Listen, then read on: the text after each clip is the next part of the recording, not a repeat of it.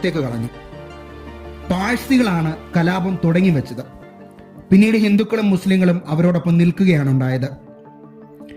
1832 June 6 ഒരു കൂട്ടം പോലീസുകാർ ഫോർട്ട് ഏരിയയിൽ നായകളെ തിരഞ്ഞിറങ്ങി. അന്ന് പാഴ്സികളുടെ മതവിശ്വാസ പ്രകാരം ഒരു വിശേഷ ദിവസമായിരുന്നു.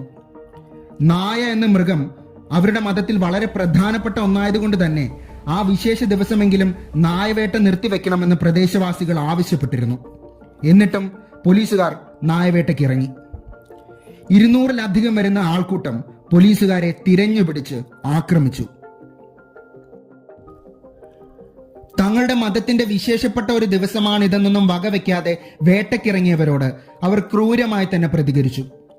സൊറാസ്ട്രിയൻ മതവിശ്വാസമനുസരിച്ച് വിധി നിർണയത്തിന്റെ പാലമായ ചിൻവദിന്റെ സംരക്ഷണ ചുമതല ഏൽപ്പിക്കപ്പെട്ടിരിക്കുന്നത് നായകൾക്കാണ്.